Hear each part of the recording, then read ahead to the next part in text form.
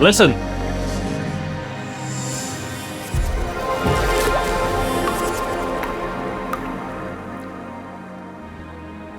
That single drop has been falling for thousands of years. It's risen as a vapor in a tropical storm. It's falling on a glacier in the Alps. It's carved river valleys. And it slipped underground to rest for centuries. That drop may have once flowed through the Amazon River, fed a crop in Uganda, or quenched the thirst of a child in Brussels. But here's the truth. Our relationship with water is broken, and we need to fix that. My name is Stephan van Hoof. I'm the CEO of Blue Food Membranes. We are a Vito spin-off company. And today I want to talk about how we can fix our relationship with water by learning to think in circles. So before we talk about facts and numbers, I want you to feel something. Because water isn't just a resource. It's comfort, it's beauty, it's joy. And it's in our memories. That summer swim, or the rain falling on your roof at night, or the cool water that you drink after a long walk. We don't just use water, we love it. But when we flush it away, when we pollute it or waste it, we're not just damaging the system, we're damaging a relationship. And that's something that's worth healing. So let's start with something very, very simple, but very profound. There is no substitute for water. For everything else in our modern lives, we have alternatives. For energy, materials, food. We have solar instead of coal. We have bioplastics instead of oil. We have plant-based meat instead of beef. But water? We can't make it. We can't fake it. And we certainly cannot live without it. Every human, every animal, every plant, every ecosystem, basically everything that we love depends on water. Yet we act like it's infinite, like it's always going to be there. But it won't unless we change. So water isn't just around us, it's in us. 60% of your body consists of water. It's your brains, your blood, your cells, they all run on it. So you can live without food for a couple of weeks, but without water, a couple of days, at most. But it's not just about survival. Water grows our food. It cools our data centers. It powers our factory and it brews our coffee in the morning. And yet most of us, and especially in the developed countries, we barely notice it. It's invisible until it's not. So ask anybody who has lived through a drought or even had their water cut off for just a couple of days. You don't know how precious it is until it's gone. So now let's zoom out. We live, as you all know, on a blue planet, but only 1% of water is accessible and drinkable. Most of it is in the oceans, salt, or it's frozen in the polar caps. And that small 1% sliver, it's not evenly shared. So in some places, water flows freely. In others, it's a daily struggle.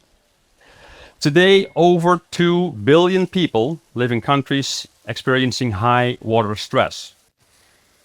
And by 2030, and that's only 5 years away, half of the world's population could face severe water shortages.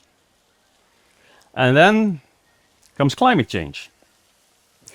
It's making wet places wetter, it's making dry places drier. Glaciers are melting too fast, rains come in bursts, they're followed by long droughts. We see floods that are wiping out our clean water sources, and fires contaminating our rivers. It's not happening in faraway places, cities like Los Angeles, Sao Paulo, but also parts of Europe are beginning to ask the question, what's going to happen if the tap runs dry?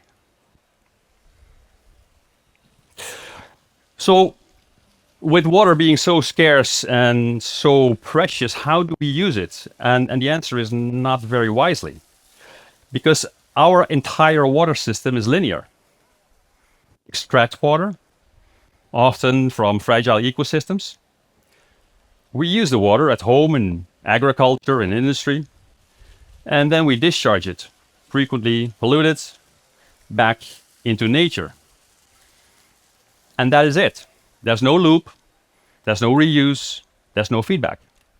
It's a single-use mindset, like throwing away your cell phone after a single call. And the point is, it's happening on a massive scale. So this system wasn't designed to last. In a time of scarcity, this is not just inefficient, frankly, it's reckless. But it doesn't have to be this way, because there is another path, a circular path, and it's already well within reach. So what if we stop thinking of water as using it once and then throwing it away? What if we treated it like what it truly is, which is a cycle? Water wants to be reused. It's already done that for millions of years in nature. So rain becomes rivers, rivers become oceans, oceans become clouds. That's the cycle. So what we need to do is build a system that respects and mirrors that natural cycle. And that's what water reuse is all about. Taking the water we've used, cleaning it thoroughly, using it again, safely, of course. And not just once, but again and again. And that's not science fiction. It's happening. It works. Water reuse is how we break our linear habit. It's how we stretch every single drop into infinity. And it's how we start living in alignment with the planet and with ourselves. So let me show you how communities are already making this real. And to do that, we need to take a quick trip around the world. To look at communities that prove that water reuse isn't a dream. So for example, in drought-prone California, the Orange County Water District runs one of the world's largest reuse water systems. It treats almost half a million cubic meters, and that's like 200 Olympic-sized swimming pools, every single day. And that supplies enough water for about 1 million people. And those of you doing the math, Americans are indeed using 3 times as much water as we do in Europe, but that's another story. So what used to go into the sea now stays in the system, is being reused. Then the second one is Singapore. Small island with very, very few freshwater sources. They created something they call New Water. It's a high-tech water system that reclaims water, uses it, purifies it, and today nearly 40% of Singapore's water is based on reused water. And they are so convinced of the safety of that they even bottle it and sell it in their stores. Last, or maybe I should say first, is Namibia. So Windhoek, the capital of Namibia, is one of the driest cities on the planet. And people here have been drinking purified and reused water for over 50 years. In fact, they started in 1968 with doing that. They were the first in the world to do so. And they've proven it works safely, reliably, and every single day. So let's dig a bit further into how water reuse actually works, because I know the first response of many people is going to be, wait, what? We're going to drink our own wastewater? We're actually going to drink our own pee and poo? And the answer is yeah, absolutely. But not before it has been purified to an extent that is beyond the imagination of most people. So in this process, we start with actually capturing the water we've already used in our homes, in our factories, or which is collected as rainwater runoff. And the first real treatment step is a very powerful biological system. It's a bioreactor, and often these are enhanced with membranes, making it a membrane bioreactor. And here, biology and technology, they really work together. Microorganisms break down organic components, and ultrafine membranes filter out any solids and other impurities. And with ultrafine, I do mean ultrafine.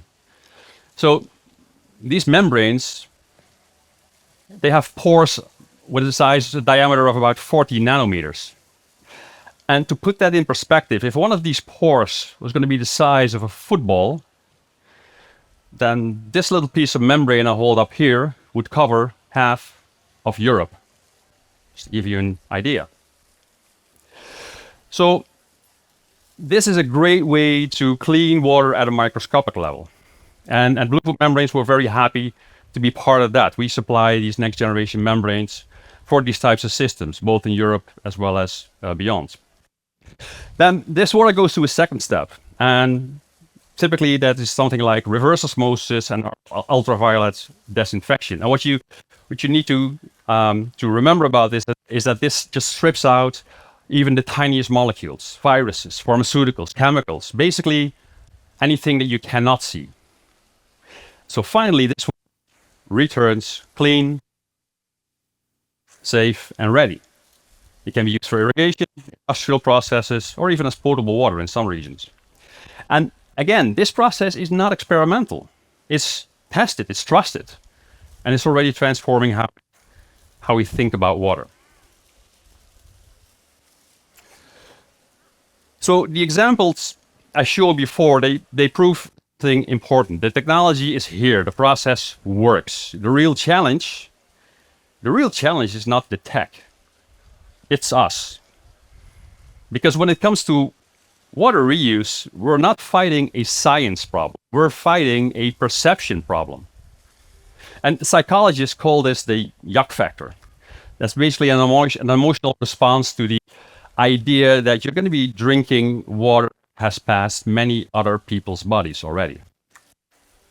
Never mind that it's been filtered more times than bottled water. Never mind, it's safer than many, many natural sources. So we're still wired to think, I don't want to drink toilet water. And study after study, people express discomfort, even when the science proves that it's safe and it's clean. And that's not rational, that's emotional. I guess it's okay, I mean, it's human. But here's the good news. Perceptions can change. Decades ago, people were tap water. People resisted vaccines. People avoided electric cars. And today, all of those things are common because of communication, trust.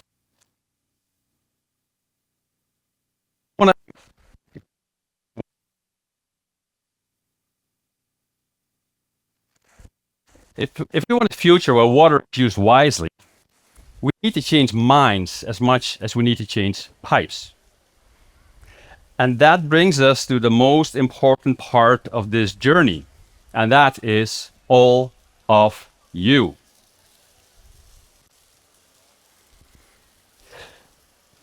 So now you know the problem, you know the solution, you know the barrier. And really, the only question left is, what are you going to do about it? Because this is not someone else's problem. It's easy to think, no, I'm just one person. What difference can I make? But exactly that mindset is what's gotten us into this mess in the first place. Because water reuse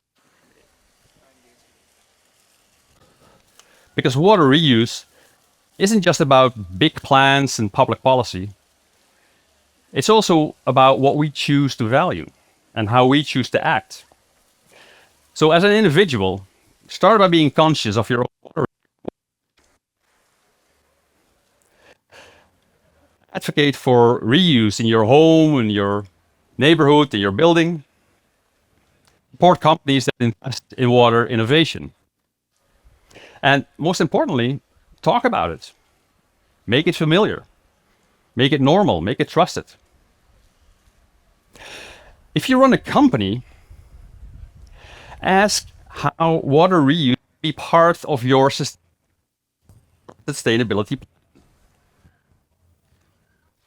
Make your water footprint part of that plan. Forward-thinking businesses are already treating and reusing water. And they're even branding their water stewardship as a strength. Because sustainability and water reuse isn't just good ethics, it's good business. Because water is your license to operate. If you have no water, you have no business. If you're in government, we need leadership at all levels. We need city planners, civil servants, politicians. The more we normalize circular water systems, the more future-proof we become. And that is how change happens. Not in one big leap, but through thousands of people, all doing their part. So we began with a single drop, falling, echoing, timeless.